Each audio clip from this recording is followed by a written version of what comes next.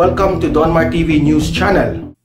Okay, magandang hapon po sa inyong lahat. It's 4:30 in the afternoon here in the Philippines at meron na naman tayong update tungkol dito kay General Bantag at dito kay Katapang. Okay? May video akong ipapakita sa inyo na itong si General Bantag sinagot na yung mga nadiskubre ni Katapang na mga malalaking hukay dyan sa loob ng Bilibid. Okay? Ipapakita ko itong video na ito at mag-comment, mag-react tayo. Sinagot na ito lahat ni General Bantag, yung nadiskubring hukay nitong si Katapang, no, sa Bilibid. Pero bago ang lahat, i-like at i-share itong video na ito sa ating Facebook at YouTube para kakalat ito sa taong bayan. Okay, sabay-sabay tayong mag-like and share sa Facebook at YouTube. 1, 2, 3, go! Thank you very much. And also guys, itong Donmar TV sa ating Facebook at YouTube, please follow and please subscribe para lagi kayong updated sa mga balita na kagaya nito. Okay? So, sabay-sabay tayong mag-follow and subscribe. 1, 2, 3, go! Thank you very much. Okay, without further ado, panoorin natin itong video na sinagot na ito ni General Bantag, itong mga nadiskubring mga malalaking hukay dyan sa loob ng Bilibid ni Katapang. No? Lagi itong may nadiskubre. Okay, so without further ado, i-play natin itong video na ito. Let's play. Joint venture raw ng Bureau of Corrections at isang pribadong kumpanya ang hukay na nakita sa loob ng Bilibid ayon kay suspended Bucor Chief General Bantag. Pero wala raw alam kung... So, ang sabi ni General Bantag na yung hukay na yan talagang nag-i-exist yan sa loob ng Bilibid. Joint venture yan, no? The joint venture yan ng Atom, no? Kumpanya yan, Atom at yung Bucor. Okay? So alamin natin kung ano ang bakit na merong hukay, ano bang gamit niyan, bakit ba malalaman natin kung ano yung rason bakit naghuhukay diyan ang Bucor. Okay? Dito ang Nag-vlog tayo, by the way, nag-vlog tayo dito, no? Kasi yung Sunday yata yun, nag-vlog tayo dito. Kasi una itong nadiskubre kay Katapang this Sunday, okay? Lukuyang pamunuan ng Bucor at ang dating Justice Secretary. May unang balita si Marisol Abduraman. Sa panayam sa programang Saksi sa Double B, tinanong si suspended Bucor Director General Gerald Bantag kung so ayan, sasagutin na niya ha. Sino ang nagpondo ng paghukay sa loob ng New Bilibid Prison. Ang ano dyan, mayroon kaming, ewan ko kung pwede nilabas yan kasi nga ito, yung tumutulong financially, yung Atom. Yan yung sinasabi ko na nagkaroon kami ng joint venture agreement. Joint venture agreement between Atom, yan, grupo yan ha, Atom na at Bucor. Okay? Malalaman natin kung bakit naghuhukay sila dyan. Na nag-donate yan ng nasa 200 pala yun. Ang tinutukoy This is a donation. ni Bantag na Atom ay ang pribadong kumpanyang Aquaterra Oro Mina Development Aquaterra, ano ba yun? Corporation o Atom, kung saan nagkaroon ng joint. Ang tinutukoy ni Bantag Alamin natin yung anong meaning yung Atom, A-T-O-M. na Atom ay ang pribadong kumpanyang Aquaterra Oro Mina Development Corporation o Atom, kung saan ang tinutukoy ni Bantag na Atom ay ang pribadong kumpanyang Aquaterra Oro Mina Development Corporation. Aquaterra Oro Mina Development. I-search natin yan kung anong type of company itong Atom na ito. Corporation o Atom, kung saan nagkaroon ng joint venture agreement ang Bureau of Corrections. Nakapaloob daw sa kasunduan na ide-develop daw ng Atom ang New Bilibid Prison bilang business center. Kapalit daw nito ang donasyon ng Atom sa Bucor ng mahigit 200 ektaryang lupa sa General Tino sa Nueva Ecija na paglilipatan ng NBP. Ngayon, so yun ang rason. Okay? Bakit naghuhukay sila dyan? Again, higit 200 ektaryang lupa. Ang tinutukoy ni Bantag na Atom ay ang pribadong kumpanyang that is a private company, yung Atom na yan. Aquaterra Oro Mina Development Corporation o Atom, kung saan nagkaroon ng joint venture agreement ang Bureau of Corrections. Nakapaloob daw sa kasunduan na ide-develop daw ng Atom ang New Bilibid Prison bilang business center. I-develop ito at gawing business center. Yan ang agreement nila. Okay? Kapalit daw nito ang donasyon ng Atom sa Bucor ng mahigit 200 ektaryang lupa sa General Tino sa Nueva Ecija na paglilipatan ng NBP. Kapalit ay 200 na hectares na lupain. Ito yung kapalit na gawing NBP.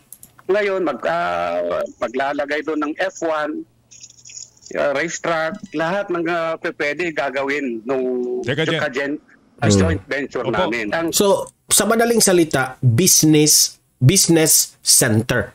Okay? So, walang anomalya, walang illegal. Okay? So, ito kasing si Katapang, halos na lang lahat ng mga galaw dyan sa Bilibid ay para bang ang dating ang palabas sa taong bayan ay may anomalya. Di ba? Hindi. Itong hukay na ito, sabi ni General Bantag, ay joint venture between Atom Company and the Bucor. Okay? Atom Company and the Bucor. May agreement sila na sabi ng taga-Atom Company na gawin nilang business center dyan sa loob. Okay? Pagkatapos, ang benefit diyan sa business center kasi ano yan party yan sa Pasig, near Pasig yan So hindi lang business center yan for all, hindi sa preso. Okay? So magtayo ng building diyan, magawa ng mga kung ano-anong mga stores diyan, maka-benefit din ang Atom diyan. So ang kapalit dito sa ginawa ng Bucor at Atom ay bibigyan yung Bucor ng 200 hectares na lupa sa Nueva Ecija, which is gawing NBP yan sa pamahalaan. Yan ang agreement nila. So hindi yan tinatago ni correct me if I'm wrong sa mga details, kasi hindi ako familiar masyado dito sa usapin ng Atom at Bucor. Pero ang in-emphasize ko dito ay hindi ito illegal, hindi ito anomalya kay General Bantag. Okay? Ito ay kusang ipapakita yan. Hindi yan tinatago ni General Bantag. At meron ring ma-benefit ang pamahalaan dito. Kasi may agreement yan may contract yan Okay? So, Sir Katapang, ano bang mali dito? Okay? Let me ask you, sir, ano bang mali dito? Anong posibleng, anong connection dito sa sinapi ni Percy Lapid at saka dito kay General Bantag na inuugnay nyo ito? Di ba? Ang layo. No? O lalo nyo lang sinisiraan si General Bantag. Okay, nagtatanong naman ako kasi ang taong bayan rin nagtatanong Isa rin ako dyan. So, I have to be fair here, no? So, nagtatanong lang tayo kay Katapang, no? Wala naman akong galit kay Katapang, okay? So, okay, let's proceed. Nakikitain noon ng business center ay 35% para sa Bucor, 65% para sa developer. Oh, imagine that one. Kung ano ang kikitain dyan, may 35% ang Bucor. Imagine 35% is very big already. Okay? Buti nga itong si General Bantag ay marunong marunong siyang mag joint venture ng ganyan, di ba? Pero ayon kay Bucor OIC Gregorio Katapang, yung aking aso guys, ang ingay. Hindi ako makapag hear ng mga sinasabi. wala silang alam na pinasok na kasunduan ni Bantag at ng Atom. Paiimbestigahan daw niya ito. Sabi ni Katapang, wala na siyang alam dito. Naturalmente, wala kang alam dito kasi hindi ka pa Director General noon. Di ba? Ay, Director General ka noon kay tauhan ka kasi ni Pinoy noon. Pero hindi mo alam itong joint venture ni General Bantag at itong Atom, no? Bucor at itong Atom, hindi mo alam. Ngayon mo lang yan nalaman kasi wala ka dyan sa Bilibid eh. Hindi ka nagtatrabaho dyan. Hindi ka Director General. Natural na wala kang malalaman dyan. Blind nga talaga ako dyan sa agreement na yan o joint venture. So, pupuntahan ko muna sa Baisia kung talagang totoo yung construction firm na yan. Ngayon, Bucor OIC na. Correct me if I'm wrong ha, kung saan ba na ilagay sa pwesto o nagtatrabaho itong si Katapang before siya na OIC dyan sa sa Bilibid, okay, na nagpalit kay General Bantag. Hindi ko alam ha. Hindi ko alam. Pero just comment below kung anong posisyon niya before siya naging OIC sa Bilibid. Kung talaga ba nagkaroon ng joint agreement. Kasi sabi niya, hindi raw niya alam na meron ganun. Natural, hindi mo malalaman yan. Kasi hindi mo pa kasi hindi ka nag-research noon. Hindi ka rin connected, hindi ka relevant noon dyan sa Bilibid. Between Bucor and Atom. Ang pagkakaalam din daw ni Katapang, ang mga ganitong kasunduan dapat dumadaan sa Department of Justice. Mga ganyan, ang alam ko niyan, department level yan eh. Wala kasi we are under the Department of Justice. Wala. Oo nga. Huwag ka munang mag-conclude, General Katapang. Hindi mo pa alam, before DOJ Remulla, merong naka-assign yan na DOJ. Hindi mo, baka hindi mo pa nalalaman na may agreement na yan ng yung Atom Company, Bucor at saka yung DOJ noon na hindi pa si Remulla ang nalagay dyan na secretary sa panahon ni Pangulong Duterte, former President Duterte. Diba? Huwag ka munang mag-conclude, no? Iimbestigahan nyo muna ng maigi bago kayong magbitaw ng salita. No? Especially sa nangyari kay Remulla na nagbitiw kaagad na ng mga salita na hindi nagustuhan ng taong bayan. Okay? Na parang binibintangan na kaagad si General Bantag. So, yun doon lang kayo medyo may depekto. Okay? Kaming autonomy. Dagdag niya, Ang pinagtataka ko, kung may kontrata yan, ba't hindi tinapos yung project? Nakatiwangwang na ganyan.